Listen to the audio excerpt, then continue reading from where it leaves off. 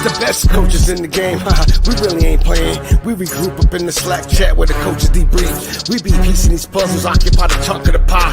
Ain't no lie when we hit the block, helmets casket is top. You be seeing helmet after helmet, helmet after helmet. First place, second place, fifth place, eighth place, 12th place, 15, 16, 20. So many helmets, you got blurred vision, we got too many. Take your tech. Oh man, shit. They got us fucked up. Army, regroup. We pledge always to have that edge. We don't fire warning shots. Competition just dropped. We locked and loaded before lock. Whatever the time, yeah. Do you even correlate? Being the best requires a willingness to outwork your competition. There's always someone smarter, faster, sharper, more naturally gifted to come around.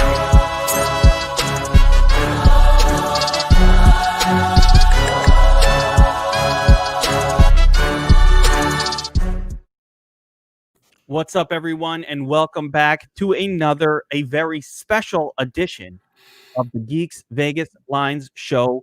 We are looking at the specific Thanksgiving Day slate. This is a special. It's a turkey special. Thanksgiving Day slate. I've got the man himself with me, John Statsational, Alessia. What are you, like 200K richer this week, man? What the hell's going on with you and all these wins? It was a very lucky week, so we're excited about that. Sunday and Monday. So humble. 100,000 Sunday, 100,000 Monday. It's crazy. It's like they're printing $100,000 bills for John. And on top of that, John is our Sportsbet Army, one of our Sportsbet Army specialists, where he gives out the picks over at Sportsbet Army. And you have been on fire, man. Like your tennis picks, just crazy. Your NFL hit. Like, tell me what happened this past weekend, because it was a pretty special weekend for you. Yeah, the NFL was I think 5-2. Might be 6-2 if you include the Thursday night game, and then I think 5 or 6 of the last tennis bets in a row. Unfortunately, the tennis is winding down until January, but yeah, I hit about 6 in a row on tennis, and then yesterday we had soccer at 3-0 on the soccer. Not to mention Ryan was absolute fire on Saturday with the college football. So yeah, it's been a lot of fun. Now we got college basketball starting today, so we are just now moving into like the heart of sports betting, because you got the NBA is going to be coming back, the NHL, college basketball starting up, football, college football. This is the best time of the year right now, so I'm excited about sports betting. That is awesome. And I'm getting some reports of echoes, but hopefully that'll clear itself up, guys. I don't know. You sound good to me, so. Yeah, you're hearing me well? Okay, good. Yeah. So that's awesome. By the way, you guys have been crushing it over at Sportsbet Army. I'm super impressed. And actually, before we get into it, what we do on the show is we're going to break down. We're going all in. We're going to have a core 3, all 3 games. We're going to dive into the Thanksgiving slate. We're going to talk about some cash game strategies. We're going to talk about some tournament strategies. So we're going to get you covered for the full Thanksgiving Day slate. And John is going to bring in some betting angles as well. So we're going to be able to get all of our gambling goodness while our families, I don't know if you're having families together. Not everybody's. This is a weird Thanksgiving, man. You're going to see some family. I'm not. I mean, my in-laws are like, we're not coming over there. We're not trying to get in the vid. And I'm like, dude, we're fine. But they don't want to come by. So it's basically a very unusual Thanksgiving slate, which means, even more gambling. Well, less people in the house, the less distractions, so you can watch all the games. There we go. And now, before we get into that, I just want to mention, as you were talking about sports betting season, and it really is, and we've been on fire over at Sportsbet Army. Again, I had another MMA sweep this past weekend. That's 9 winners out of the last 10 events in a row. That's not normal. So we're trying to get everybody in, teach you how to kind of get into the sports betting side of things. And we've got an awesome contest going on Sportsbet Army right now.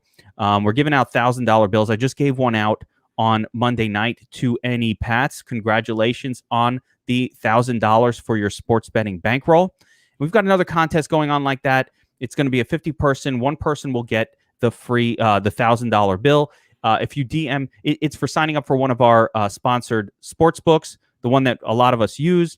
If you DM us at the DFS Army Twitter or at the Sportsbet Army Twitter and ask about the contest, I think there's like 18 spots left. You want to be in that drawing for the $1,000. and you get a couple free months of Sportsbet Army. Basically, integrate you into sports betting. And the big reason we're doing this is one of our books is doing a free $250 risk-free bet for the Detroit Lions game tomorrow, the Lions Texans game. And basically you could risk $250 on a bet. If you lose, they give you the $250 right back. If you win, boom, your sports betting account is at $500. Then they have a whole pile of Black Friday specials, boosted bets coming up on Friday. So basically it's an opportunity to start off sports betting, put in $250, and you could get to the point where you have like $1,000 at the end of this weekend in your sports betting account. Like a bankroll is just built out of nothing. So DM John or the Sportsbet Army, not John, he's going to be on the road. The Sportsbet Army Twitter or the DFS Army Twitter or Chapadong in DFS Army Slack or Anthony P in DFS Army Slack and ask about this thing. If you already have an account, you are not eligible. Find a relative, man. Find your brother-in-law, your wife. Find a friend, man. You get 2 free months of Sportsbet Army as well. Anyway, let's get right into it. So make sure you do that, though. Check it out because these guys have been on fire. Why wouldn't you want to do this? It's easier than DFS as well. And that's, it's just another thing. By the way, John, you know what I did? And I want to get your opinion on this. This is a sports betting thing. DFS and sports betting together. So, John, this is a scenario, and I have an idea of where you're going to go with this, but I want to hear your opinion on something I did recently on an MMA slate and what I didn't do on other ones. So there have been about 4 MMA slates in the last, I'm going to say, two months or so, or 3 months, where by the last fight of the night, I either had the favorite or the underdog in a lineup in nuts position, right? Going into the final fight, and sorry, guys, this isn't Thanksgiving slate, but it's only 3 games, so we can chat for a minute. So I've got, in this case, I had the favorite in my lineup in nuts position. I did the math and I figured out, okay, if the favorite wins in the main event, I'm going to take down this tournament. I'm going to win $8,000 because I did the math on how many ties there were. So I took a look at the underdog, which was Paul Felder, and I said, you know what? I've been on the wrong side of this the last 4 events, basically, where I've had one or the other, either the favorite or the underdog. That person didn't win, and I end up, losing money on the event because when you mass multi-enter a tournament, if you don't win, you're probably losing money. So I said, you know what? Fuck this. I'm going to hedge it.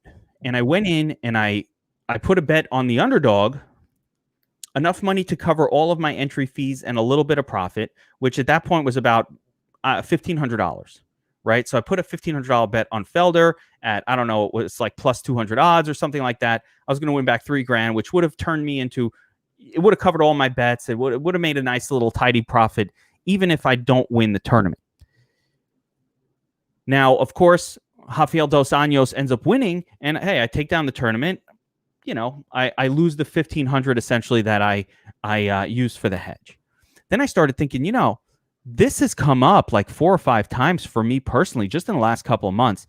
And then I was wondering if I did the wrong thing by not hedging. So I want to ask your opinion on this. I know you kind of lean one way, but you're in a tournament.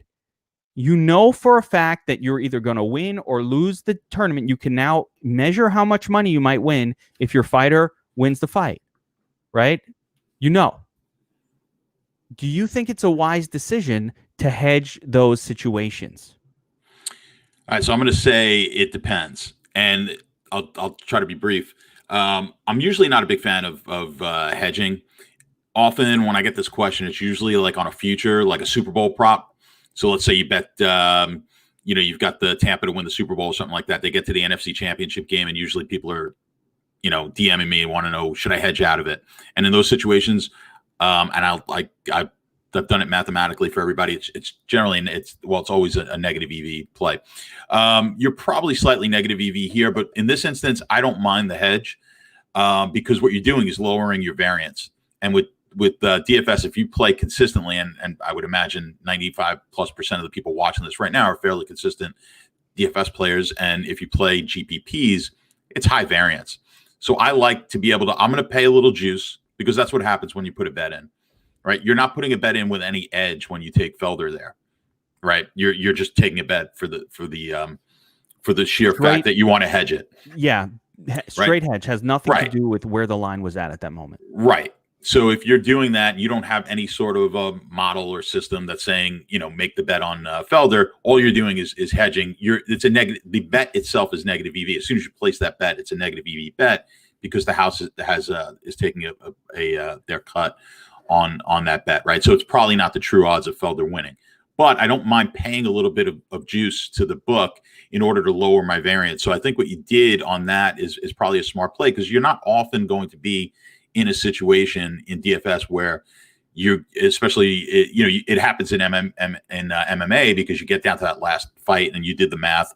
As long as you don't screw up the math, if I win this fight, I'm going to win 8K. So I think the long or the short of the long story is, yeah, I don't mind lowering my variance. I'll pay a little bit of juice to do it. And I think that's a good idea for most people out there who, you have a limited bankroll. I don't mind doing that at all. Yeah, I just looked. I mean, for me, I just looked at my personal experience and I'm like, you know what? I've been in this spot so many times and it's gone against me. And I wouldn't bet 50-50. I'm not a person who's going to do a 50-50 8K bet on anything ever. So looking at those two things, I said, you know what? It just makes sense to hedge this, especially because in MMA, you absolutely know when you're going to win. Like, I think covering your entry fee is a good idea in those situations. If you max activate 150, if you were in for 1,500 or whatever it was, it's usually like a $10 game. So if you're in for 1,500, I have no problem. Or even 1,000 because you're going to have some cashes. Whatever you figure your cash is going to be. If you lose and you just want to be flat on the day, I'm good with that as a hedge. Again, remember it is negative EV over time, but you also have to remember you're not in that situation all that often. So again, paying a little bit to keep your bankroll from having high variance, I'm okay with. Yeah, there we go. All right, it was a good move. I just felt like in hindsight, then I was like, I really my thought in hindsight was I should always be doing this, and that's really what got me thinking about asking you the question. Is like, man, I'm in this situation a lot, and I know a lot of people who do MMA DFS get in that situation frequently enough that it's like, you know what, I'm not sure how it would work if the favorite is if you're on the underdog and the favorite, because you have to spend a lot more to hedge with the favorite. So that's the part I'm not really sure about. But certainly when you have the favorite in there and you can hedge with the underdog, I think it's pretty easy. It's a pretty easy call to do it. We'll have to have a discussion about when the favorite is in there because the hedge costs a lot more money to get in. All right. Sure. All right. Let's do it. Thanksgiving, guys.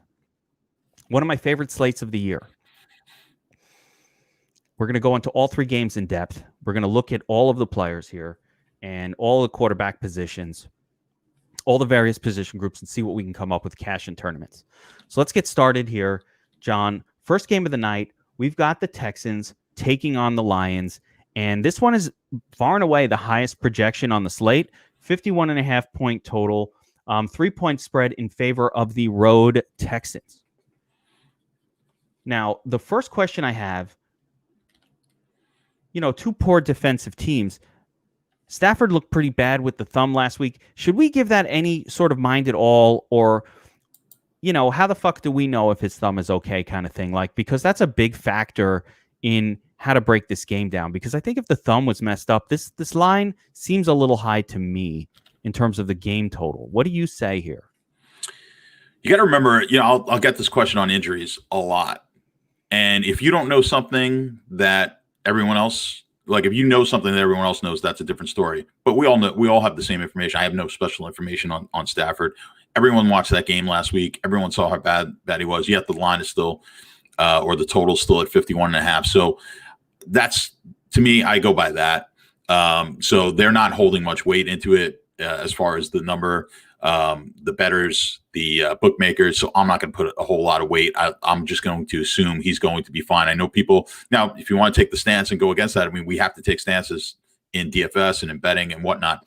But just looking at it on the whole, this looks like about where that line should be and that total should be. So I'm okay with just go ahead and assuming that he's going to be healthy and the thumb is okay. Otherwise, we'd see this line lower.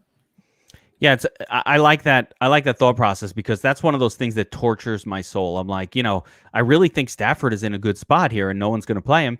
And the line says, yeah, he should be fine. But, you know, my eyes didn't see a quarterback who had his shit together, had just as good of a matchup, did nothing last week. Nothing against the Panthers. So, you know, it's a leverage spot too. Because if we go into it thinking Stafford is just, there's nothing wrong, there's a lot of people out there who are going to take that stance off of last week that I can't play Stafford because look how bad he looked. He's hurt, yada, yada. So one thing you get with these early games in DFS, people overplay the early games on these slates. Like if you have a primetime slate with 2 games or anytime you have like a 2-3 game slate, you see it in the NBA, like Christmas Day, things like that. The earlier games get taken at a higher rate. The average players out there, they just want to see their name up. They'll stack the early game so their name's high up on the. They can take a screenshot. We're trying to win. We're not trying to have a screenshot of winning in the first 5 minutes. So, but a lot of people do that. So, unfortunately, in this game, it's a game that we're going to want to be heavily invested in, and the public's going to be heavily invested. But possibly we get a little bit of leverage on people getting off of Stafford, which is a possibility here in this game. So we might be well suited just treating Stafford as if he was perfectly healthy.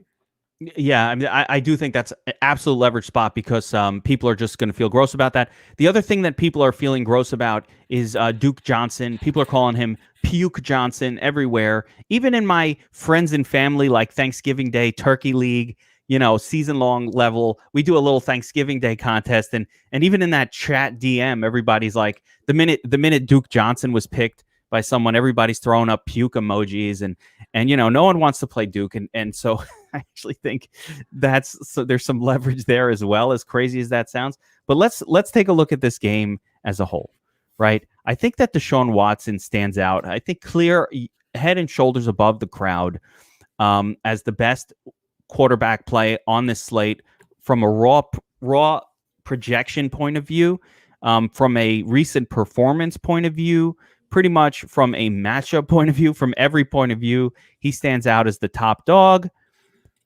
Obviously, Will Fuller, Brandon Cooks, both great, very focused offense. Randall Cobb out, Kiki Kuti in.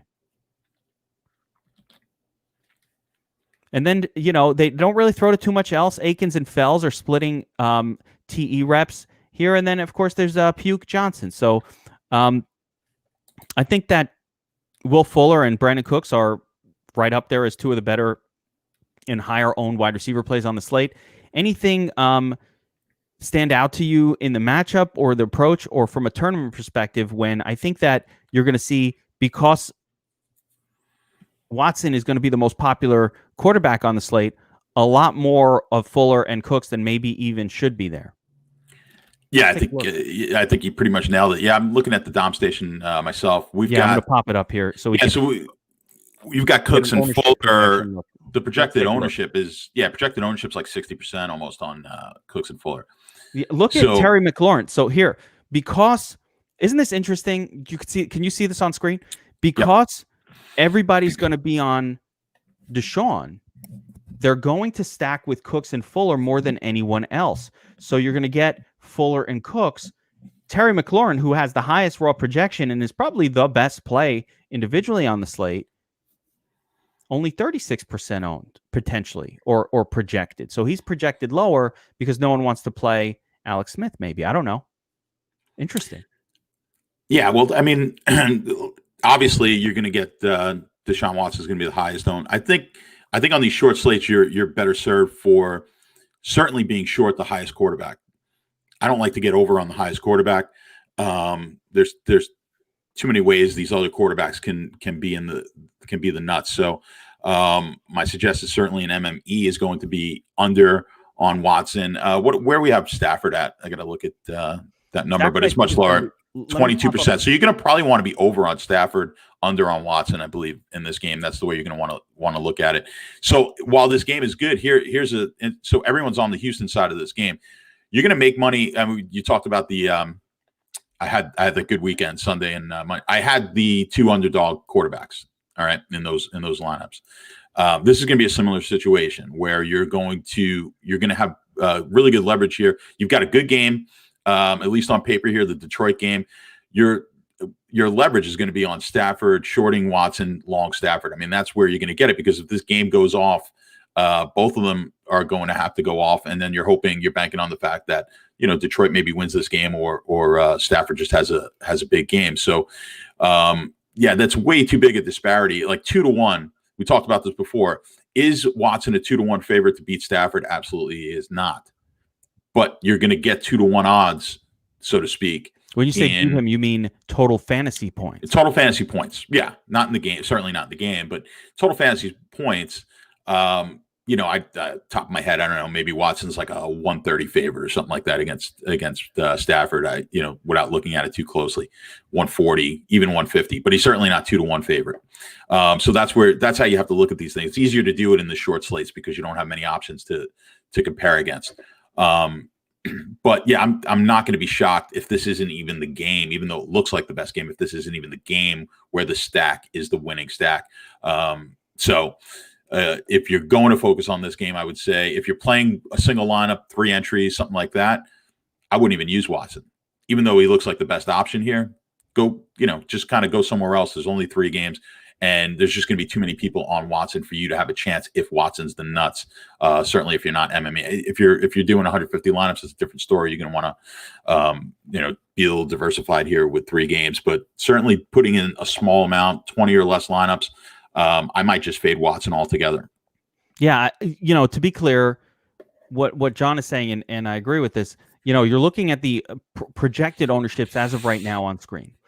And you see that Desean is looking like part of the problem is DraftKings priced this very, very loose. They made it very casual. So like you can pretty much afford to do whatever you want with your lineups. You can have lineups with pretty much all of the studs or almost all of them in there.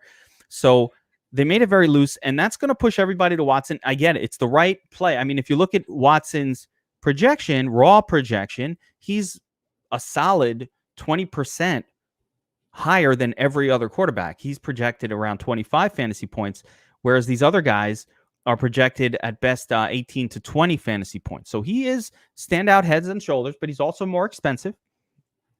Playing Watson does mean you're giving up one stud in your lineup, which might be the difference maker. If you look at, let's say Watson scores 25, John, but Stafford comes in and he scores the 20, 5 points, but saving that 1,500 2K adds, gets you off of like maybe a 0 type of player, like a Kiki Kuti or like a 5, and puts you onto a guy who actually puts up a pretty good score. So there are all kinds of angles, maybe a defense that gets you 12. So there are all kinds of angles that you can mess with that kind of create a different kind of lineup. And if you're going to play Watson and you're going up against 50% of the field who have exactly the same quarterback, let's say you're in a 100,000 man contest, now your lineup still needs to beat 50,000 other lineups. If you played Ben Roethlisberger at 5%, you only have to beat 5,000 other lineups, man. That's if he's the best guy. So, how good are you at making a lineup? Can you beat 50,000, or do you want to try to beat 5,000? You know what I mean? That's what the leverage is. I like that you said that about single entry, because usually people think that with the single entry, you should play the most conservative, like cash approach. But what you're saying is no. If you're doing single entry, you might as well be unique with it, because you ain't winning if you're just kind of going cashy with it. Is that the idea? Yeah. There's no doubt about it. I mean, it's just like you said. If you're playing in a 10,000 person or 10,000 entry tournament, 5,000 entry tournament, if Watson is 50% almost, and you're playing at 5,000, well, now if you knocked out 20, if he's not the guy, well, now you only got to beat 2,500 lineups. And like you said, if you like Roethlisberger this week and he's your guy, and you've only got 5% of the entries on 5,000, well, now you've got a legitimate shot if you could nail it. At a minimum, you're going to cash, right? So I like that approach more so with the less entries you play. I like to be a little bit more contrarian. And like I said, it's these showdown slates, just taking just taking the underdog quarterback is just great leverage. Everyone wants to jump on the favorite. Short these short slates. You're going to see this. You're going to see this again. Like I said, this weekend, it's the highest total game and the favorite. Everyone's going to be jumping on Watson when you could go to Stafford. While he's still going to be fairly decent owned, not nearly as owned as and you're getting the same exposure. You could take the same exact lineup, just flip the quarterback, and you put yourself in a much better position to possibly win. Always a good move. Now, again, Watson is rightfully the highest projected guy, but we're trying to leverage game theory in tournaments and trying to win tournaments, not trying to pick out who the baseline best play of a slate is, because that really doesn't matter. All that matters is how you win a tournament, and you don't win by doing obvious things. Yeah, I mean, I think because since joining you guys and now interacting with a lot of people who are new to this, they play small and they just play a couple, few bucks, which is perfectly fine. I think you get caught up in, well, I have to play the best player. I mean, I have no insight into, any more insight into anyone else. I can tell you Watson is the best player on the slate, but that's not how you win these things. Like, I can tell you who I think is going to score the most amount of points, but it's not going to be far off from where everyone else thinks. I'm not going to pick, I'm not going to tell you Kuti is going to be the highest guy. Like, if that's what you want to hear, it may very well happen, but it's unlikely. I'm going to tell you, what I think is who are going to be the who's going to score the most. But again, who we think is going to score the most is what everyone or a good chunk of people think are going to score the most. That's not how you win these big GPPs. So, keep that in mind. I'm always looking for a way. Can I logically get off of the guy who's going to be high owned? And with a quarterback, I think it's always easy. It's much easier. It's always tougher with the running backs. When there's a running back who's just looks like he's going to be the nuts, it's hard to get off that guy. I can get off the quarterbacks easy. Wide receiver could be tricky as well. Everything's tricky, but I think the general approach that you're describing is exactly correct.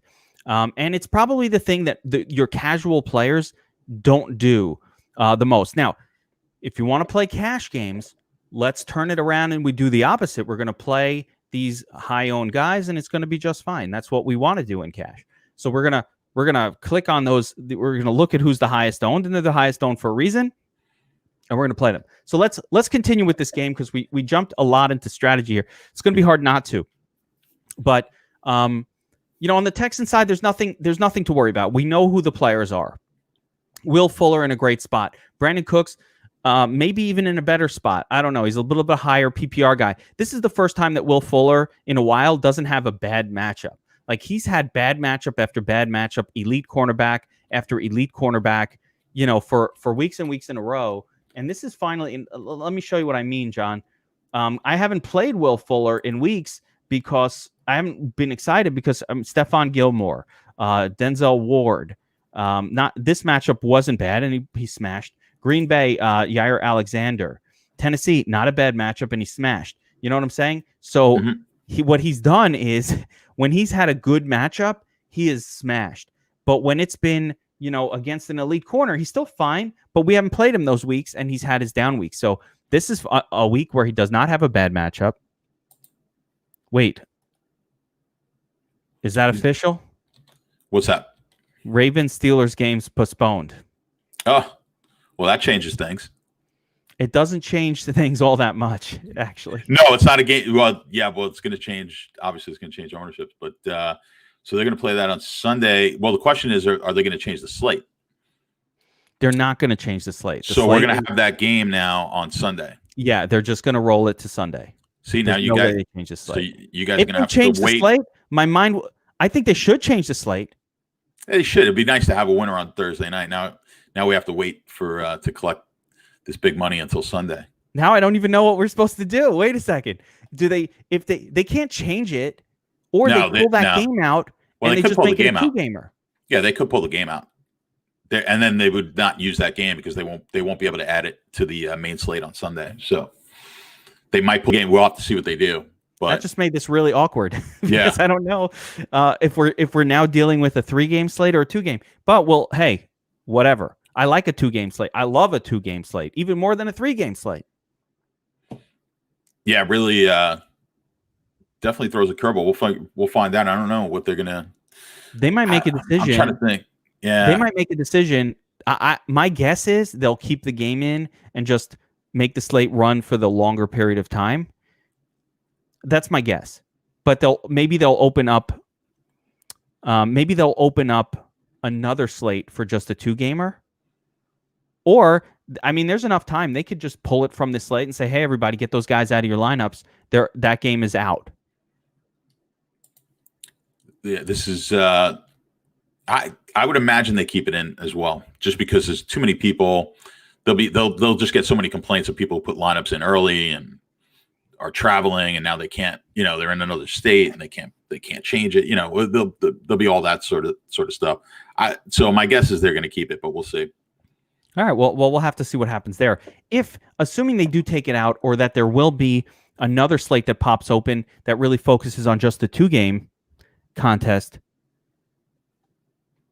in that spot, that leverage concept around leveraging against Desean Watson becomes even more powerful, because you really don't have a lot of people who want to play Alex Smith or Andy Dalton. But let's talk about the lines for a second, because there are a couple of spots there that are interesting. Number one, I think I'm assuming, and I'm playing the slate as if DeAndre Swift is coming back. And as we talk about the running back position, you've got Zeke Elliott, you've got a couple of running backs from Washington. Now we don't know what the hell's going on with the Steelers or the Ravens. I don't think that James Conner was playable at all anyway, but Swift stands out as maybe the best play if he's in the game. Now, if he plays, it's against the Texans, the worst run defense in the National Football League. Somebody, I was talking to somebody earlier who was like, well, and when somebody comes off a concussion, I know what I want to know I know what actually happens, but I want to know the psychology. Is the thought from the general public, oh, they'll probably limit him because he's coming off a concussion, so I don't want to load up just yet? Is that the public's perception? Because my reality is that if you're out of the concussion protocol, you weren't injured at all, and you will get your full workload as always. Why wouldn't you? I don't think that's the public perception. Certainly not my perception. I haven't heard a lot of that. I think people are more worried when it's knee injuries and ankles, and people are coming back from that. Yeah, that's what I'm worried about. Yeah, I don't think it's certainly any soft tissue, hamstring type of things. But yeah, of course, head injuries, they're obviously they're meaningless, and it's only the brain. So banging your brain around, no big deal. Yeah, the savages that we are, we don't care about these guys long term. We just want to make sure that they run hard for us on Thursday in this case. But yeah, I don't think it'll affect his ownership at all. As a matter of fact, I think we'll see will probably be higher owned than he should be, but he's in a great spot. Everyone knows that the Houston rush defense is poor. There it is. 56%, the highest owned by far. It's the biggest weakness that the Houston defense has. It's not a great defense to begin with, but running the ball on Houston has been highly successful for a lot of teams. So, and we should see Swift. I've heard, it took us a while just to get Swift as the guy in there with Detroit, and I think even Adrian Peterson said that he should be getting the bulk of the carries all season. The whole team has been waiting for it. So I think you'll see if Swift's in there, he's certainly going to he's going to get the bulk of the carry. I think he'll have a good game. That also gives you the narrative as to maybe why Watson won't. I mean, maybe Detroit can really hold the ball, run it effectively, and maybe this game doesn't go over. Maybe we're looking at a game that stays a little lower scoring. So, which is certainly a possibility. And if that's the case, then maybe Watson's not the guy. So if Swift is the guy, maybe you don't want Swift, although on a 2-game slate playing, every combo, playing running backs, a lot of the rules go out the window. I don't like to play 2 running backs in the same game on a big slate, but in a short slate, of course you have to. But there could be a situation here where Swift is the nuts and Watson is not, just for the fact that Detroit just holds the ball way longer than Houston does in this game. Houston's had a lot of clunkers too. We've been Houston is we've got them in our as our core four, and we've had them quite a few times, and then they've thrown up some pretty crappy games. So it's not crazy that that they don't put up big numbers this week, and possibly Stafford or Swift are the guys. I really think this whole running back position group. I mean, yeah, Cleveland was a tough game. He's been very good since the firing of the head coach, though, in terms of Desean Watson, and a big reason why everybody kind of likes Desean Watson this week, I think, is because they don't run the football effectively. I actually think that the ultimate tournament strategy / contrarianism for me is Duke Johnson scores twice.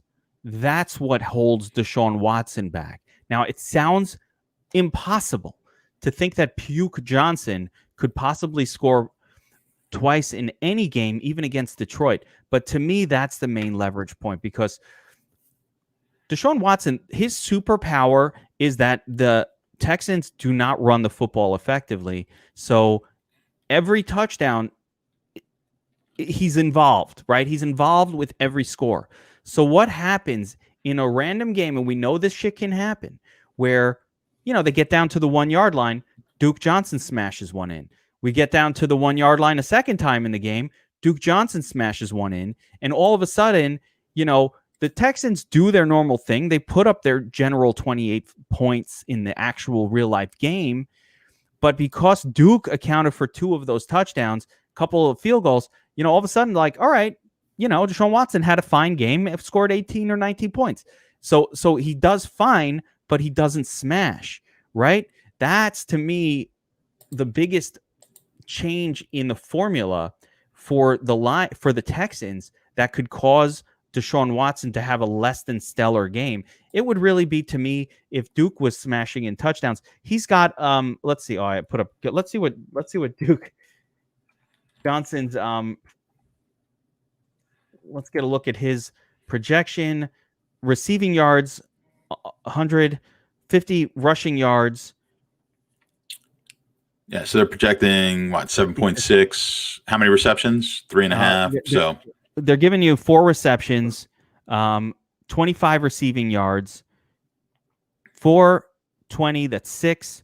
You got 50 yards rushing. That's 11, and a 50-50 shot at a touchdown here, which projects him for about 14 fantasy points. But if he scores the 1, or if he hits the plus 550 to score 2, now, John, your fucking calculator of odds, plus 550.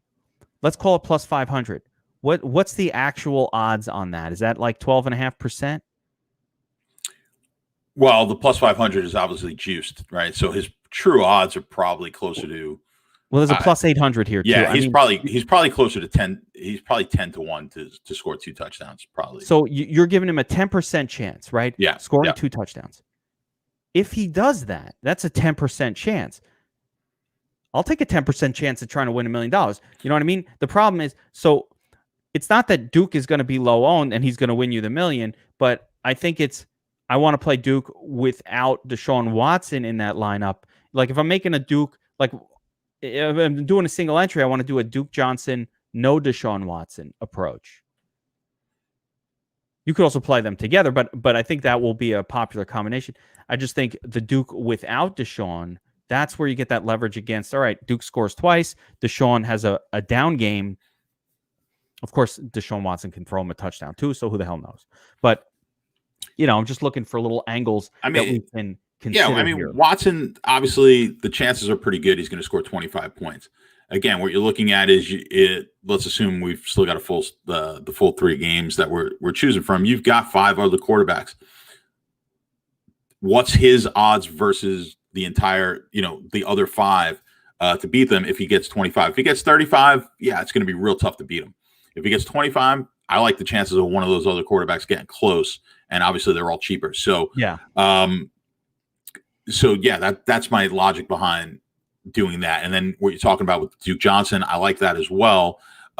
People absolutely hate Duke Johnson for good reason. I mean, he's been in a couple of really good spots. By the way, it's not Duke's fault. I mean, he has his own set of issues, but just the Texans do not produce points to the running back position. This goes back like 6 years. This isn't a Duke Johnson issue.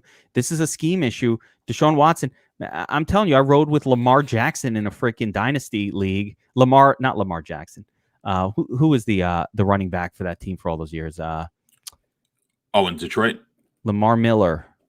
Oh, yeah. I mean, in Houston, yeah. Lamar Miller came from Miami. Oh, he's over in Chicago now. Yeah, but I had Miller for years on a dynasty team. Years. And he never, he had 2 good games a season. They just did not produce points to the running back position. They haven't.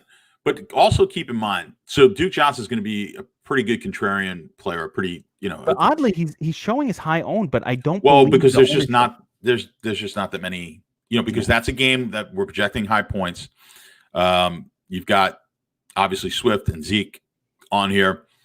The one thing I would suggest, especially on these short slates, now if you're going to get away from Watson, depending on how far down you go here at quarterback, if you're going to go Smith or Dalton or whatever, then you can be less contrarian at the other positions. You understand, right? So you don't have to be contrarian at every single spot. So I can play, if I like Alex Smith or I like Andy Dalton or I like Roethlisberger, then I don't have to play Duke Johnson necessarily.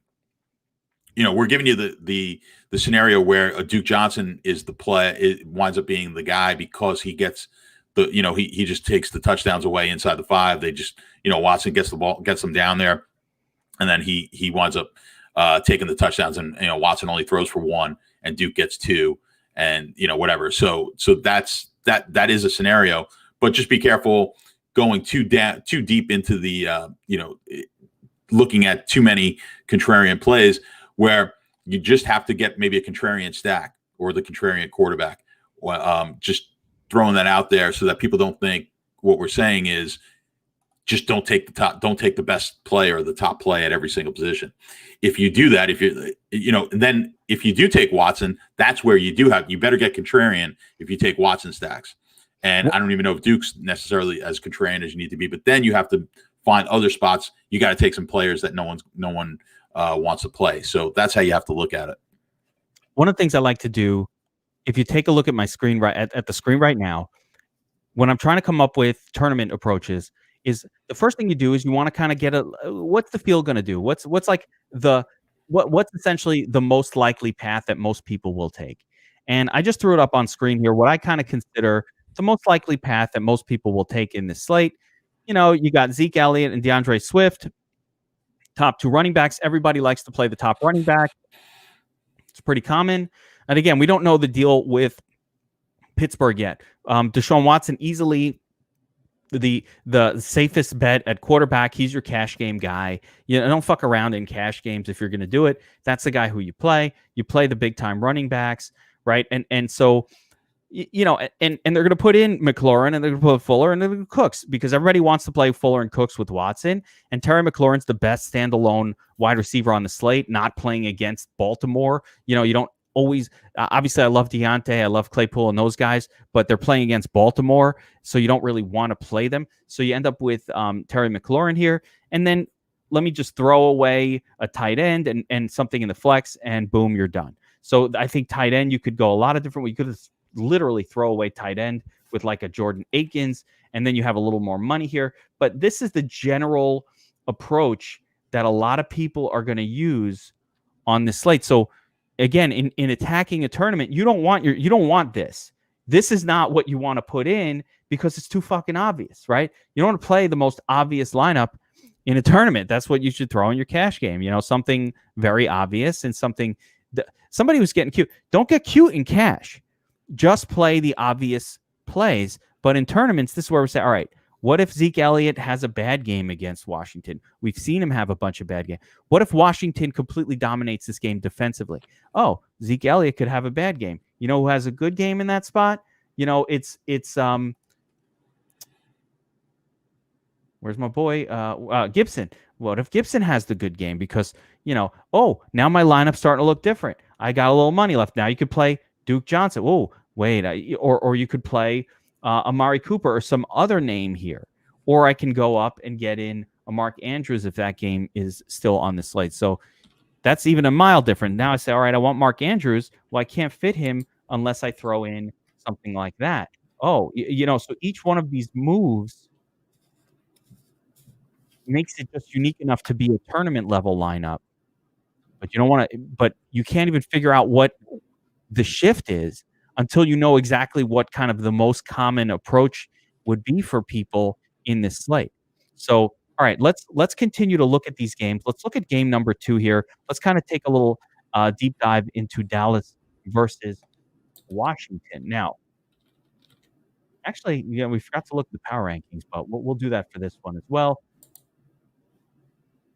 That's my live odds. All right, let's look at the second game. We've got the Washington football team taking on the Cowboys. Cowboys are at home. Thanksgiving Day, tradition number 2. Lions and Cowboys, always on Thanksgiving. This game is a much lower than the first, 46-point total. Cowboys are home favorites. Okay. Yeah, I see that. Anything stand out about this line, John, where that you kind of want to hammer under maybe? I don't know. Dallas is looking a little better lately. Yeah, I might have Dallas here. I haven't put it. I've only posted one game so far for the week, and I'm just kind of I'm looking for a couple of things on the Dallas game. So, but that might be a play that I'm going to post either later today or early tomorrow. We'll see. So I'm just kind of keeping an eye on that. Right. But that's the side. Yeah, that'd be a Sportsbet Army subscriber special. Make sure you get in there and sign up. Do the special. We already talked about that. Yep, absolutely. So, but here's a game I've got. Okay, it's 46 total. We've got, we're assuming the Baltimore game is going to stay on the slate. That's 45. So we got 2 relatively low totals, the 1 high total. So we know everyone's going to be shooting for that Houston-Detroit game. Now, Washington's defense is not terrible. We've talked about how Dallas has played better defense since Dak has gone out, which obviously has to do with when you don't score a lot on offense, suddenly your defense becomes a little bit better. Teams are conservative against you. Do I expect this game to be 60 points scored? I don't. Do we need that in this? We might not because it's a short slate. So I could, we could potentially see this game being the game in which we've got more pieces. So of the 3, the pivot I like the most is off of that Detroit game is this game of the 3 games. So I would look here.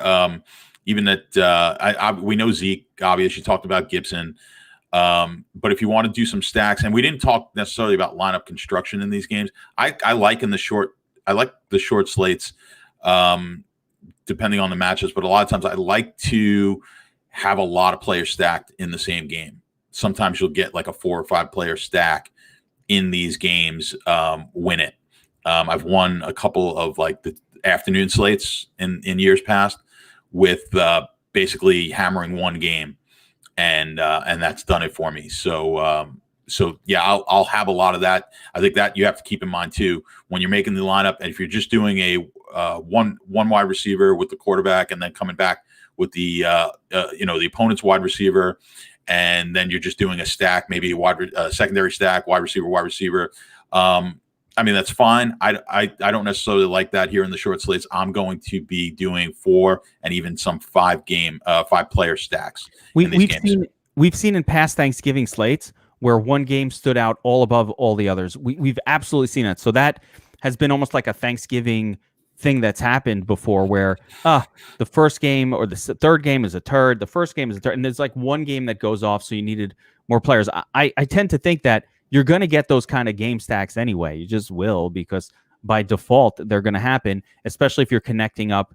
If you do the 1-1-1, those other players are just going to find their way into the lineup anyway, because you're making 150 and there's not that many games to choose from. My big innovation or my big approach in these, and I've said this many, many times, and people, it's one of the most overlooked, I'm going to call it pro tips, John. The optimizer, when you're optimizing for 150, the optimizer doesn't allow players versus defense unless you tell it to. Right. And it's really, really important probably one of the most important things when optimizing for this, that you tell the optimizer to allow 2 or 3 players against the defense. You can't worry about defense and that like very minor correlation between defense scoring and opposing offense doing poorly. You should completely ignore that and just allow players versus defense. That to me is one of the most critical errors that a lot of people make in optimizing for a slate like this. So pro tip, make sure you set the optimizer, the domination station, to allow for 3, I'm going to say, players against defense here. Now, looking at this game, Andy Dalton, is he knocking the rust off? He looked a little better last week than he had. And I tend to think with these type of guys where he's been on the bench all year and he's thrust into start, has a couple of bad games. Then he looked a little better against Minnesota. Nothing good, but a little bit better, threw for 3 touchdowns. Maybe that rust is knocking off. I would agree with that. I mean, I would not be shocked here if he has a good game. You've got the weapons, so that helps. Why can't he have a 25-point game? Why can't he outscore Desean Watson? Again, it's not the probability says no, but it's close enough where we could take that risk in a DFS GPP. So I have no problem playing Dalton. I think it's a great pivot off of the first game.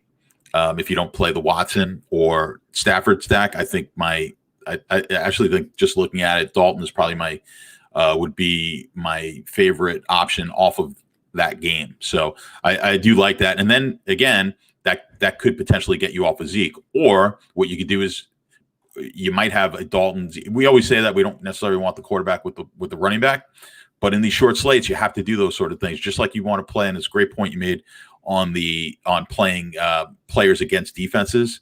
I had a buddy of mine text me this morning. He's like, I'm making my lineups and I don't have anyone against my defenses. Am I doing it wrong? And I said, yeah, you're probably doing it wrong. You're going to want, I said, you don't have to force it, but you're going to likely want to play at least 1 or 2 because he was doing a small amount of lineups, players against your defense. And it's similarly here, something that we don't tend to like, we wouldn't if this was on the main slate, 11 games, we're probably not playing a whole lot of Dalton with Zeke, but 2 or 3 games, you could get away with it. Because it could, if this game just gets out of hand, it's potentially Zeke, scores. We know the scenarios. He scores on a screen both of them score points. Anything can Zeke happen. gets one down at the goal line, and Andy throws 2 other touchdowns. He throws for 280 to 300 yards, and suddenly he's the nuts with Zeke and one of the wide receivers, and potentially Schultz as well. Schultz catches 1, and none of the other tight ends on the slate do anything. Lamb catches 2. Zeke runs 1 in, they score 30 some odd points, and suddenly that you've got you've got 3 or 4 players on Dallas, and Mclaren on the other side does something, and that suddenly that becomes the game. That's it. So I like that pivot onto Dallas in that game, even though only because I like I'm leaning towards Dallas here on my bets. But again, when you're looking at these short slates, don't sell the underdogs short, especially when we're looking. None of these lines are particularly large lines, but we overvalue the favorites in these games so much. Don't just look at the team that's favored, especially in these tight games. Take a look at the underdogs as well, because a lot of people are not going to be. But in this instance, I do like the Dallas side of the game a little bit more than Washington, even though the Washington defense is very underrated. Washington's defense.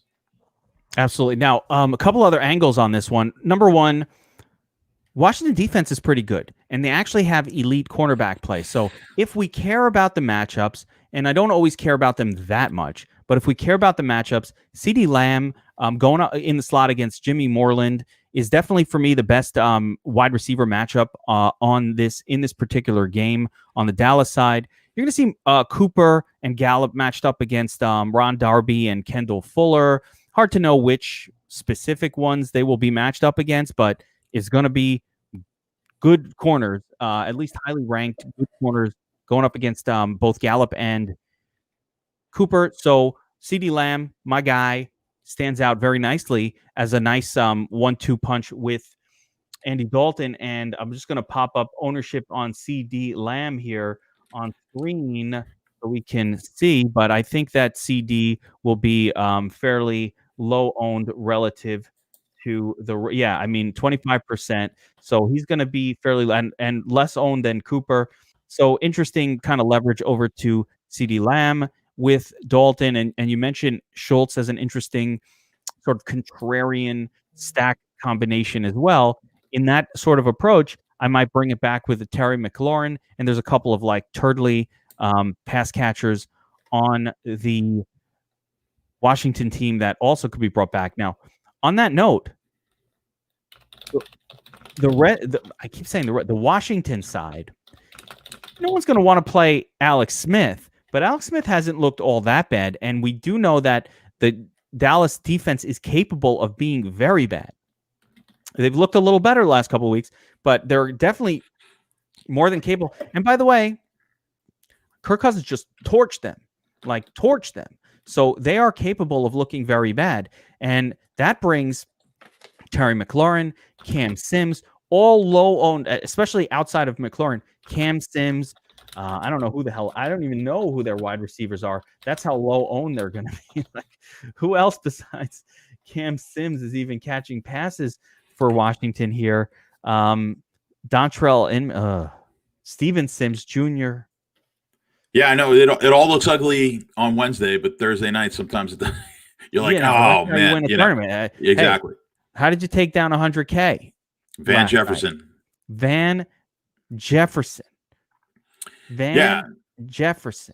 Yeah, sometimes you got to get a little lucky on these 1.2% owned in the high stakes showdown stuff. But yeah, you make a good point. What you were when you were talking about that with the Dallas defense and how we've seen them obviously in the past, and I was saying that since Dak is gone, we've seen the defense play better. But if you get them in a game where the Dallas offense is scoring, you're going to see the Dallas defense give up. Like Dallas is not going to win games 30-7. Like if they're scoring and they're running up and down the field, you're going to see the Dallas defense giving up points as well. So I like that. Where again, if this game if Dallas is able to put points up on the board, I think they're also going to give points up. It opens itself up for some of these just god awful names that you're talking about, but there's the potential that they could be in it. Again, we're gonna short slates. Everyone's in play. Just about you. If you're MMEing, you don't. I don't like to take out too many of these guys. I might. What I will tend to do is maybe lock button a guy, and just take a shot on that. If you're doing a 20 max, of course you're going to be a little. You're going to have fewer players, but if you're going to focus on this game, I could see the path is there for this game to score 60 points. It's potentially there because of what we said. The Dallas defense, while playing better, will not be as good. Like you said, Cousins was able to throw on him. Thielen had 2 touchdowns last week. Kind of ruined it for Cook. I was pretty heavy Cooks last week, and he just did not get the goal line touchdown. Yeah, he almost they called one back, and that hurt me a little bit as well.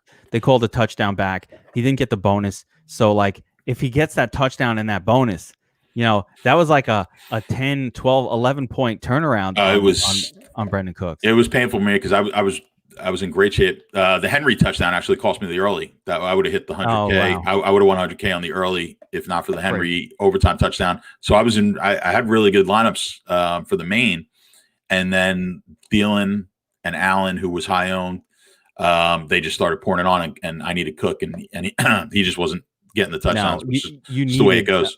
You needed Keenan in that lineup. Now, taking a look at the matchup tool here, you can see that Cam Sims 84% snap count last week. Not a very hardy target percentage, only 8% compared to Terry McLaurin, who got his standard 30%, which is that elite level that I talk about every single week on my pick sheet. We want 30% target share wide receivers as much as possible. But, Cam Sims, no one's going to own him here. 8% target share doesn't sound great, but 84% snap count. This is the guy who's going to be on the field the whole time. My man, Sintao, took down a spot in the DraftKings Live Championships, I believe, by playing Bird over Jacoby Myers because he said just the same. I'll play the second one. Everybody playing the law firm of Jacoby and Myers last week. He said, but Bird is out there 96% of the snaps. He's out there the whole time too. Let me pivot over to him. That took down a tournament this weekend. That's sharp move. So you've got the same situation building here with Cam Sims, where what if Cam Sims gets, a couple more looks? What if they look to double or triple, which they should, but they never seem to do, double or triple cover Terry McLaurin in this offense because he's the guy, and the number 2 wide receiver breaks free just like they did with Jacoby Myers. A little extra attention on Jacoby opened things up for Bird. So Cam Sims very interesting in this game. From just a snap count perspective, I was just trying to look at who's getting the work on the Washington side. And, for Dallas, I say the leverage points are probably just the fact that, Schultz, 20% snap count, been getting a lot of targets under Andy Dalton. And Dalton's known for wanting to throw to the tight end. I don't know if that matters quarterback-wise, but he definitely, he's a guy who's produced good tight ends. Tyler Eifert for a couple seasons under him was pretty good. So, he does like to throw to the tight end position. And we do know that Washington has elite cornerback play on the outside, which could push a few extra targets that way as well. So a couple of really interesting angles in this game. And I think the biggest leverage point might be the running backs from Washington, because no one's going to play them. The other running backs just look a little sexier. So you're just not going to get the ownership on Gibson and McKissick as you might. I prefer Gibson because he has a red zone role on the team. Oh, DK made it a 2-gamer. There you go. Okay. All right. They also are not moving the games. So the games are staying at the times that they were the other 2 games. There was talk that they may move, Detroit maybe. So now DraftKings, the Millie Maker is now a 2 game. Now I'm 2-game slate. Yeah. So game on for $1 million. Yeah. So I'm glad we didn't break down the Ravens game. I know. That would have been a waste of time. Do me a favor. Go to DraftKings. Can we make a lineup? Can we stack the crap out of the Dallas game? And what does that give us? Like who are we putting? Because my guess is we're going to be able to play some pretty good players still in that Houston game, but we're going to be so contrarian that we could play the top players in the Houston game with a heavy stack in the Washington. I mean, the minute you put in Dalton, at this point, you could do whatever the hell you want. Right. I mean, Zeke, probably don't want him with Dalton as an ideal, but Swift, of course, we want to play him probably. So give me a Dalton, give me 2 wide receivers. Let's go Lamb Cooper just to see what it looks like, and then who can I come back with on the? Got to be McLaurin, right? And then can I go a Dalton secondary? Yeah, and then give me a flex. You're giving me all the players okay, so you gave me Detroit, you gave me Swift. I like that. Yeah, you got Swift. You've got a lot of Dallas players. So you could actually go now. You could go with the best. You could go with Fuller, right? Put him right in there. And by the way, you're going to probably I haven't looked at it close yet. If you're mass entering, how much would you leave here in salary for 150? You're gonna have to leave a lot now. Number one, there are no high-priced players on the slate at all, so there aren't like the 9K guys. There's no Dalvin Cook staring, or there's no Devonte Adams, the must-spend guy. There's no Keenan Allen. So, yeah, I mean, this lineup, I purposefully did it to spend the whole amount, but I mean, there's so many other ways you can go here. You can put Dalton Schultz and you're leaving money. So you can switch up that defense, play a little Dallas in here because why not? You know what I mean? You can. So there's with just 2 games, this is $1 million defer. Man, it's a very winnable slate. Still going to need to be different and unique, but this is a very winnable slate. And it's not hard to get different. It's not going to be hard. Now, obviously, all of our ownership projections are going to get a giant adjustment now that 3rd game is out. So everything changes. 3rd game is out. Giant adjustment coming. Yeah, let's be clear on that.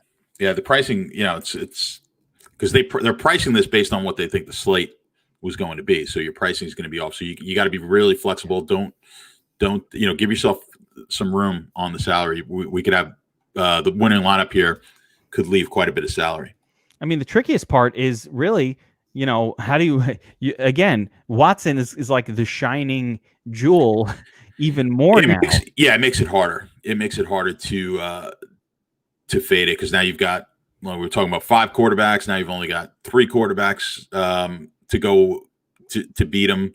But still, when you're to win, like I said, in a showdown, we've only got 1 game. And it's, 2 in showdowns, of course, you don't even have to play any quarterback. But there's still value in fading the top quarterback.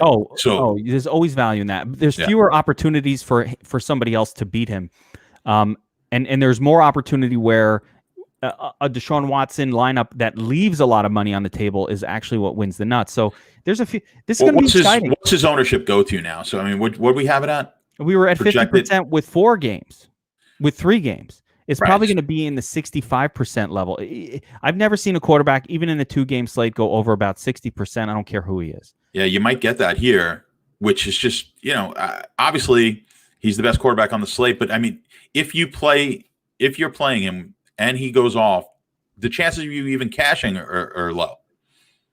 So it's just so much better to go against it here. And then, someone's going to come back next week and say, you told me to fade Watson and he scored 47 points. So what? So you got to be willing to take that chance. That's the challenge between giving advice for how to play these games, when we're trying to explain things and people don't necessarily fully comprehend why. And so why would you fade Desean Watson? He's the highest projected guy. We make projections and they clearly show he's the highest projected player on the slate by a lot. Why would you fade him then? Well, you fade him because what if Alex Smith goes off in this game? What if Andy Dalton? It seems so unlikely, but what if they go off? What if Matthew Stafford, Gimpy Thumb, does his thing? It's what if. It could happen. With just 2 games, increase the number of players versus defense to 4. Don't worry about it. We had about 15% projected on the DS for the 2 quarterbacks that are now not playing. So that percentage, you figure about 75% of the 15. So figure 10 more percentage points on ownership. You'd throw Watson's way. So you're looking at him, like you said, yeah. I mean, it's probably close to 60%. Yeah, it's a lot. It's gonna be a lot for a quarterback. So yeah, again, if he goes off, even if you have him, gonna be real difficult to win. But think about the great situation you're in if it's one of the other guys and you've got that other guy. So let me point this out, guys who've been playing DraftKings, and I know we're going more into strategy because there's only so many players, and we don't know who's gonna do. We know who should, but you never know. I'm going to point this out just off of last week's slate. And this is something I talk about a lot, especially in cash games, where I call a player a free square who's going to be high owned. People don't really fully grasp that. A couple of weeks ago, I said, Mike Davis is a free square. I don't care that he's 4K, or I don't care that he's in a shitty matchup. Last week, I said something similar about Dalvin Cook. He's basically a free square in your lineup. Now, in a different way, everybody was just going to play him. He was 79% owned in cash. So what that meant was, it didn't matter to you if he had a great game or not. It didn't matter. As a matter of fact, I'll give you the difference on my personal lineups when I was watching the money lines, right? Dalvin Cook scoring did nothing. Nothing. It wouldn't even change my position, but barely. And the reason is because everybody had him. So if he put up a 0, okay. Same thing happened with Mike Davis. He put up a shitty score. So what? Everybody's bitching about his shitty score. I'm like, the guy's 80% owned. Who cares if he has a shitty score? It doesn't matter. When he scores, you don't move up in your thing because everybody else has him. It doesn't matter. It's a free square at that point. You don't care what he does. The guy I had as leverage or not was Devonte Adams. I didn't know I would, but Devonte Adams was only 30% owned, and he was a pay-up option. So it was like Devonte Adams. Now, when Devonte Adams put up a point, my lineup changed position. It moved. Like the dollar amount that I was winning, every catch, I would see it go up or down. I'm like, oh, that's a leverage point right there. Deontay Johnson I had. He was only like 14% owned or 20% owned in cash. Every time he made a reception, it moved me, right? So with Desean Watson, he scores 40. You play him, he's 70% owned. If he scores 40 points, it doesn't matter. All that means is that you and that other 70% of people who played him, all right, we just wipe out that other, that group that didn't. Okay. But you're still not moving up or down in the rankings. Those other guys aren't even there. They're at the bottom because, once Desean passed like 28 points, he blew all those other guys out of the water. So, you know what I look at it like? You ever play blackjack? Yeah. Okay. So I anytime I ever play blackjack, and I only do it for fun if I play, there's always people at the table who refuse to hit when they have a chance to bust, even though, they're staring at, they've got 15 and there's a 10 against them. And they're like, they don't want to make the move that loses the money. They'd rather be passive. And, this is the mentality. And maybe he's got a three, the dealer's got a 3 under there and he'll bust. I don't want to make the move to bust. We have a hard to I think it's the same mentality in DFS. It's like, well, I'm going to play the sure thing. And then if it wins, I can bitch and moan about how this guy who, the guy had a Watson stack and he had it with Sims, who, how the hell could anyone play Sims? That sort of thing. As opposed to doing the smart thing, which is maybe going, and again, we're talking about if you're playing a small amount of lineups. If you're mass entering, obviously you're going to have some Watson in there. If you really have balls, then, go ahead and don't play Watson. I'll mix it up because I try to limit my variance. Let me address this and yes, of course. So what if you're mass multi-enter? Of course you're playing Watson. Yeah. And John, you're correct. There are even fewer pay-up spots. So there's a certain strategy that says, hey, pay down at quarterback because I can save some money. Like on the main slate this week, you've got Mahomes, but he's 8K, right? And there are some other guys at like 6K, and I don't think they're going to score as much as Mahomes, but, saving the 2K, I can make a different lineup version, and I could maybe make up for it, or probably make up for it. And John is saying, and he's correct, listen, if Watson's the highest scorer on this one, you're probably going to need him in your lineup, and he's correct. So I do think with so few players and so few studs, you will need the highest score. The question, so what we're getting at is, yeah, dude, play Watson also, but those lineups are far from likely to even cash because you're still going up against 60 to 65% of the field. So you'll need the rest of your lineup to look really good. But what if one of these other guys actually outscores him? And John was talking about, what you were talking about earlier was, what are the odds of, Matt Stafford outscoring? It's not the best, but it's better than 0. What are the odds of Dalton or Alex Smith outscoring? It's not the best, but it's greater than 0. So if I'm just making a couple of lineups and I want to get a shot at winning a tournament, I'm going to have a much better chance taking one of the low-owned quarterbacks and just hoping that, against all odds, but still better than 0, that they have this great game. It could happen. Is it likely to happen? No. There's a reason why the field is playing Watson, is because he's by far the best quarterback on the slate, and he's that by a wide margin. But still, that doesn't help me game theory wise win a tournament. Again, I'm going to go back to the same example I always use. I get it. Duke is 50-50 to win March Madness, right? They're plus 110. But if I take Duke on my sheet, I'm going up against 70% of the people in this pool, the March Madness pool. And I don't think I can build a bracket better than 70% of them. So hey, let me take the second best or the third best and try to build a bracket better than 3% of these. Kentucky was undefeated a few years ago. They were being picked, some ridiculous amount, obviously, because they were undefeated, 50% of pools. Meanwhile, they were 3-1 to win the entire tournament. So I run a pool 100, 125 entries. So I wasn't going to pick Kentucky, even though I thought Kentucky was going to win. This is what I'm saying. And sure enough, they lost, and I won. I just took the second best team, and they won, and I won the pool. Did you go up against with the second, 5%, 8%? That's the thing. So when it happens, did I expect it to happen? No, I totally expected Kentucky to win that tournament.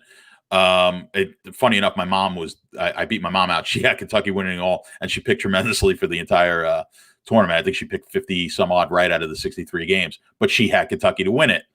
And when they lost and then all the other people who picked Kentucky had no chance to catch her because she had such a crazy good bracket. And I'm sitting there, my bracket was okay, but I only had to beat all the Duke people. And there weren't that many. We're talking about that on a scale of 100 times that, but that's what we're looking at. So again, do I expect Watson to be the second best scorer or third best scorer at quarterback? No, but I'll take my chances that Stafford beats him, and I'm going to have the Stafford lineups, and now I'm only competing against 25 or 30% as opposed to 60% or whatever it is. Now let's get down to brass numbers here. There's no more to break down about these games. We know who's in them. We've already discussed it. So let's get down to some brass numbers here. And there's a free bet. Let's get down to brass numbers here. When you're MMEing tomorrow and you're making these decisions, you got 4 quarterbacks on the slate. We'll have even more accurate ownership projections once we've kind of cleared out that last game from the group.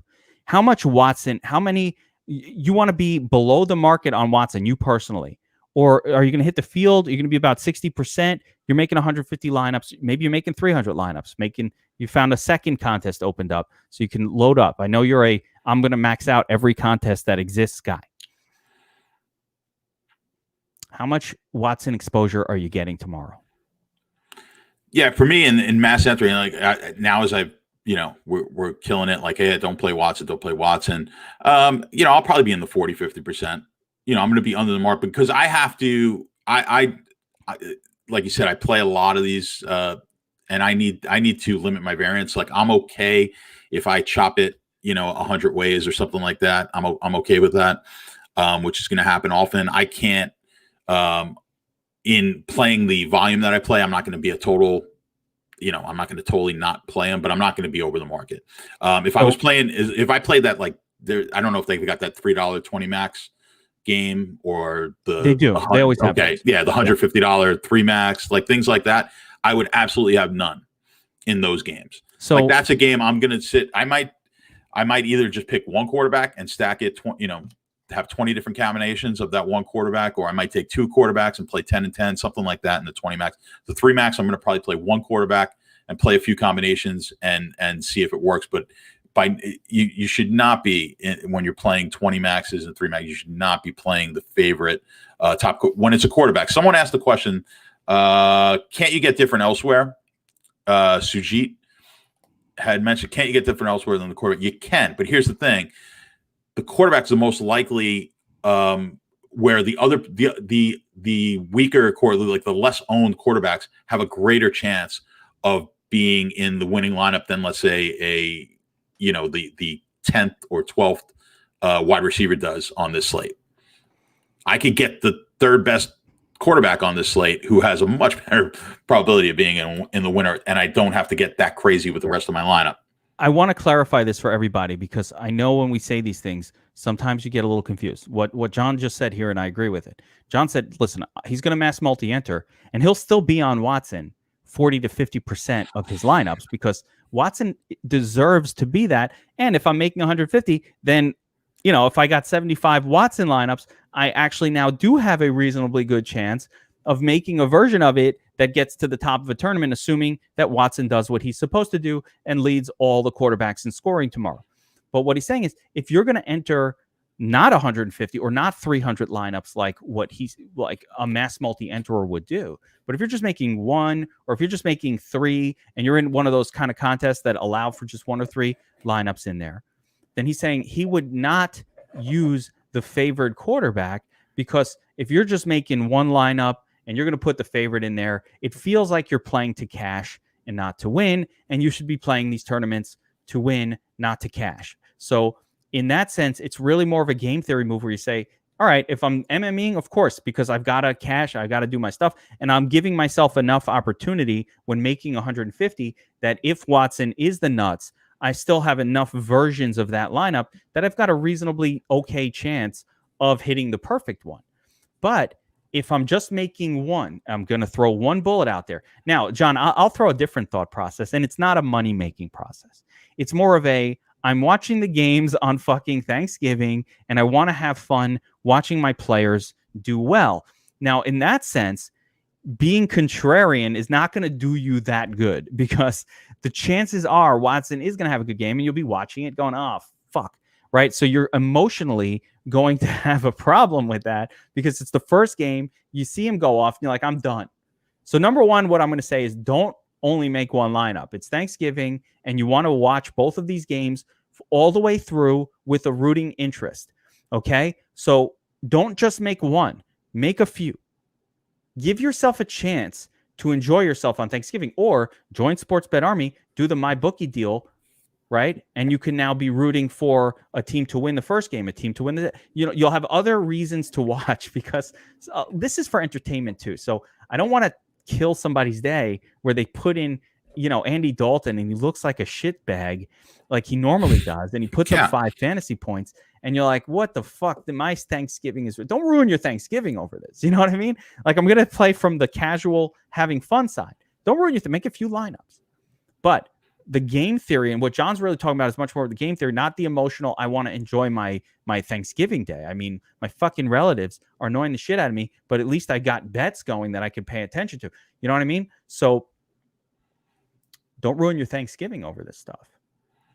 I agree. I mean, but just to scale down, play some of the real, quarter games, a dollar game, whatever it is, and give yourself some options in there. Another analogy would be, if you ever played in poker tournament. I played a lot of poker tournaments in my life. The guys trying to win, you get down to the bubble, and everybody's ass just tightens up when you get to the bubble, because, hey man, I'm gonna cash. Let's say the top 100 cash. There's 102 people left in the tournament. No one wants a bet, because I'll just wait for someone else to fall. Meanwhile, they're missing out on a ton of value. Dude, I'd be doing that too, though. I'd be like, a lot of people do it. And the bigger the game, and you'll see, when people, because the bigger the game, like the World Series of Poker, $10,000 entry, because now you're playing at a level that you don't typically play, and just cashing is going to be great. I'll just take my, I'll double up, and I'll be ecstatic. But you need the guys who are the sharp guys, the professionals, they're taking advantage of you, right? Sure, you're going to increase your chances of cashing, but did you come there to cash, or did you come there to win? Like, when I play these things, I'm playing to win. If I lose, I lose. I think a lot of people are playing to cash. I'm just giving you a different mentality. Well, let me throw this out there. I have not been in a poker tournament of that style, but my comparable has been in live finals for DFS, and essentially not necessarily live, but championships, finals, whatever those are. And one of the things I've observed over time, and having been in a few of them, and I've now learned a different, like my first one that I was ever in, I had the exact, I need to cash. I can't be last. So you're playing this sort of ultimate conservative lineup. And what I noticed in those contests is everybody's lineup is like really, really similar. No one's really trying to do anything to, a couple guys do, but for the most part, your average player who's in that, this is their opportunity of a lifetime. They don't want to get too crazy with the lineup. They want to make sure that they're pretty chalky with their approach. So the edge in those contests is first figuring out, all right, what's everybody going to do? I could talk about the King of the Beach. I could talk about the NASCAR championship I was just in, but the King of the Beach last year, we fucking knew everybody was going to play Julio and Matt Ryan. I've talked about this a lot of times because they were playing against the Bucs, and last season's Bucs, Winston was like the ultimate play every quarterback. It was like Seattle. But what is Seattle or how Dallas was? You're like, oh, I have to play the team. It would have been, if it was this year, it would have been everybody playing Jared Goff and his pass catchers against Seattle. And of course, what ends up happening, Jared Goff does shit, the pass catchers do shit, and the running game takes over the game. But meanwhile, why the fuck are we playing Jared Goff? We didn't play him all year. Why would I play him in this? Well, they had this great matchup, and he's going to be.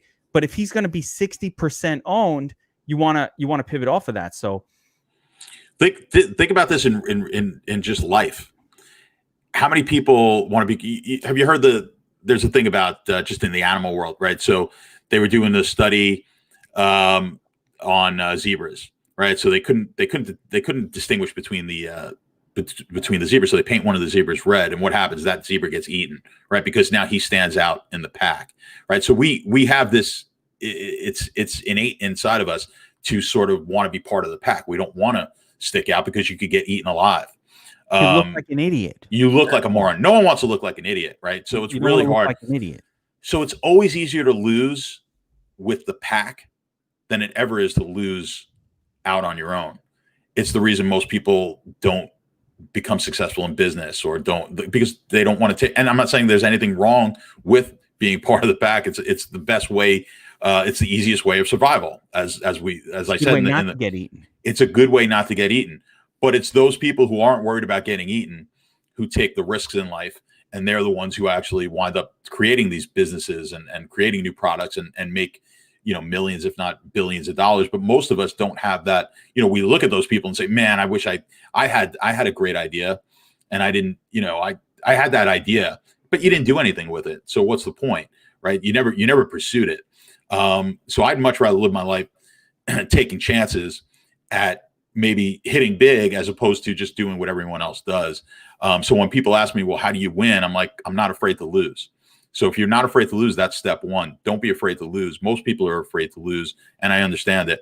Like I said, it's an evolutionary thing because we've gone through life where just being able to, you have to hoard every resource you possibly could because you were a hunter, gatherer, whatever it was. Having whatever you had to eat was meant your survival. So losing any of that was, it could mean your death. So I think that's been an evolutionary thing where we're much less likely.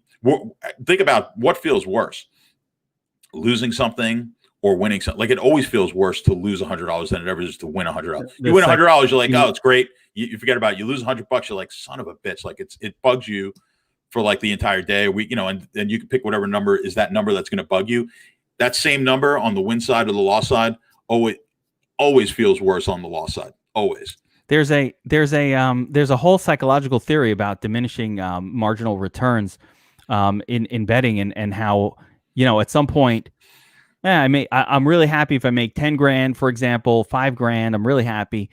I'm a little happier if I made 20 or 20, but I'm, my happiness level's right there. But yeah, the pain of losing. So there's a lot of psychology behind that. We don't want to get too deep into that, but essentially the lesson is don't play afraid to lose.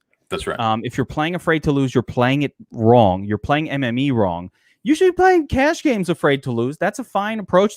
That's how you should play cash games. But if you're going to enter tournaments, you should be fearless of losing, which is why I always tell everybody, make sure that your tournament entries are not the scary amount of money for you. Whatever that number is, if it's entering a $20 or $1 20 entry contest, if it's a $3 20 max and that's $60, that amount of money should be like, I'm comfortable losing it, whatever it is. Always use that. Be scared to lose your cash games.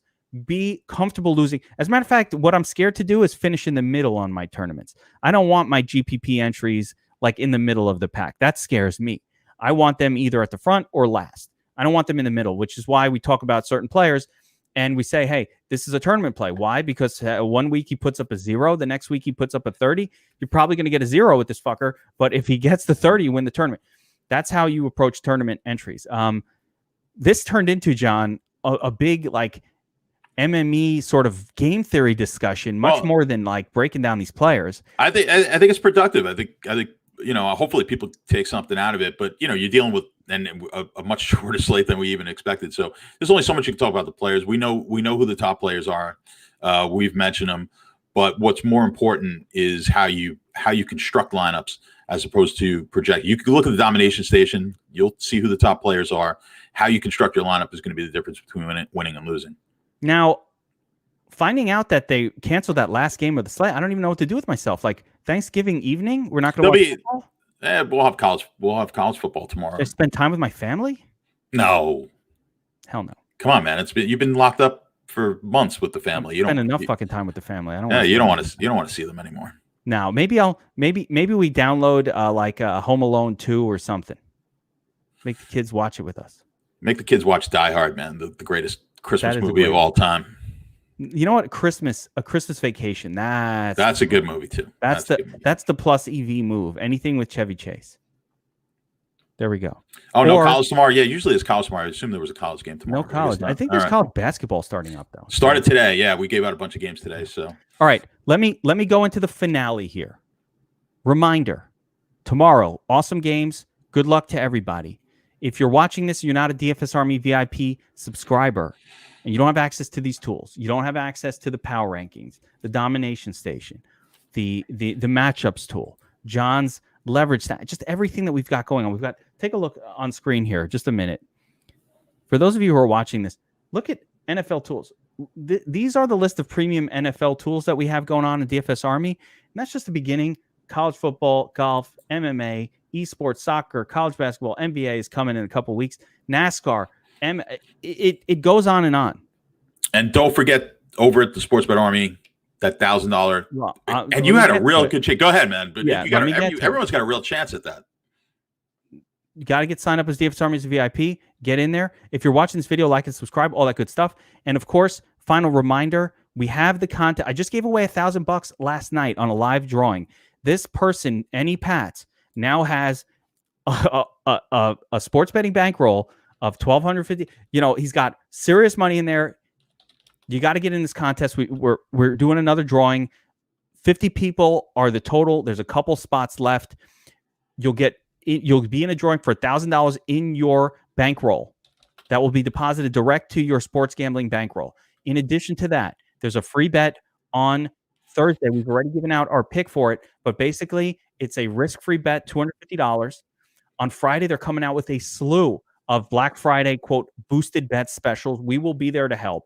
Always bet the boosted bets. I could do a whole show about why those are plus EV every single time. So it's an opportunity right now to start a sports betting account with very little money that could pop with turn into a nice little bankroll by the end of this weekend, fairly risk-free. You get a couple free months of Sportsbet Army. DM the Sportsbet Army account. DM the DFS Army account on Twitter. Or if you're a DFS Army subscriber currently, you want to just hit up Chapadong or Anthony P in Slack to find out the details of how to get in on this. They'll walk you through it. And you get John's bets. They've been crushing it. I mean, the fact that you get 2 free months of Sportsbet Army, that's unbelievable. These guys have been destroying it recently. John with the 10. I don't have the number. The soccer, the tennis like 6. We've like 6 straight on the year has been crazy, yeah, and we're up right now. We got I got a parlay and two of the 3 legs on the parlay. One leg hasn't gone yet, or up or winning at the half. So we're looking good so far. By the way, PS4, man, I'm so psyched that you wrote this, because that meant that this hour and a half that we just spent was worthwhile, if only just for that. Understanding the approach to this game is much more important than who do we think is better, CeeDee Lamb or Amari Cooper. We don't fucking know. But what we know is if Cooper is going to be higher owned, maybe leverage it with Lamb. That's much more important than, who's going to score the most points this week. Knowing who's owned. That's why the ownership projections you get at DFS Army are so critical. People don't even know how to use this. And for 5 years ago, a guy who had some ownership projections, or they thought that was considered cheating. Do you understand, John? We went from, oh my God, he knew ownership projections, he's fucking cheating, to people having them and ignoring what they do. I learned about ownership projections from that situation, that Emil Haskins thing, where everybody was like, he knew the ownerships and that's fucking unfair. I was like, oh, that was like a lesson to me in 2015. I should be paying attention to ownerships more than I do. Oh, wow, I need to get these ownership projections in. So like, we have them, use them. All right, that's going to do it for Geeks Vegas Lines. Thanksgiving Day, turkey special. And what are we doing Friday, Geek? All right, we are going to come back with a special Wolfpack Friday that's going to cover the main slate. So we're not going to cover it. No one wants to talk main slate right now. We're going to have a special Wolfpack. We might have a special. We always have a special guest on. Myself, John, right around the same time. We'll cover the entire main slate. Look out for that. The Wolfpack is the DFS Army Roundtable, where we have a few different experts on there. So we'll do the same. We'll break down the main slate. We're not going to do it today. That will be available right here on this channel. No. Yeah, here we go. We're the main slate will be done on Friday. We do a lot of live videos, my man. Just got to be here. A lot of them are behind the paywall, but that's why you got to sign up as a DFS Army VIP. Oh wow, people like this one because it's not this. These are the questions I get, so I'm glad everyone likes it. It's none of us. This was much more like our standard Wolfpack. This is what we do a lot of that on Wolfpack for guys who aren't subscribers, but I think we're going to open up Friday to everybody. We will do that one open like Geeks Vegas line. So if you're here, you'll be able to see it right here on this channel again. And again, normally when we break down the full main slate, you can't really dive that much into strategy because you're trying to talk about 11 games, and it's a lot to squeeze into an hour and a half. This was just 2 games. We were able to really dive deep, and this is something that we really do a lot more of in our behind the paywall for DFS Army subscribers specifically. We hope that a lot of you guys listen to this stuff and really learn the approach to DFS with every video, rather than just again, hey, who do you like more, Will Fuller or Brandon Cooks? I don't really know who's going to do better, but what I know is, hey, if Fuller's going to be 70% and Cooks is 20, I probably like the guy who's lower owned. So let's leave it there. Good stuff, John. Thank you as always for being with me. Don't forget to do that contest, guys. I'm going to be pulling names. You're going to be pissed when you see it. You're crazy not to do it. Yeah, crazy not to get into that. I mean, to start your bankroll with 1,000, and you only have to beat like, what is it? What were we pulling from 50 people or the something first like one that? We did 25. The second one we're doing 50. The first one filled up in like 10. It was like in a day. We've got a few more spots. So by the end of today, we probably won't. And Sportsbet Army is just like blowing up with new members. So obviously I'm biased, but I strongly suggest getting in there. I think it's well worth it. It does not matter what state you're in. You can get in there no matter what. So yeah, you need to be doing that. All right, let's wrap it up there, John. Thanks again. Listen, head on the road, go see your family. I got some turkey cooking videos and carving videos to watch so that I know what the fuck I'm doing tomorrow, because I haven't done it. Brine your turkey, my man. Brine. I don't even know what that means. Dude, I'm going to have to watch. Water, sugar. There's a chef called Jean-Pierre on YouTube. I'm going to watch his video. I'll send you a link to a good there we go. All right, take care, everyone. Happy Thanksgiving, everybody. Enjoy your families, enjoy the holiday, and enjoy degenerate gambling on the holiday. That's the most important part. Take care, everyone.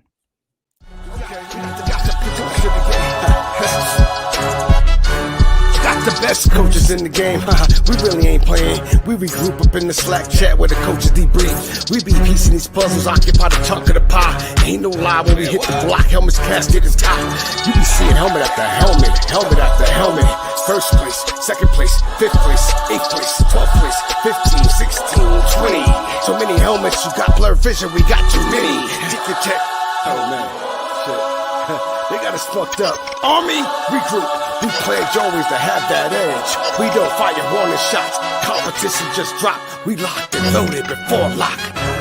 Whatever the time, do you even correlate?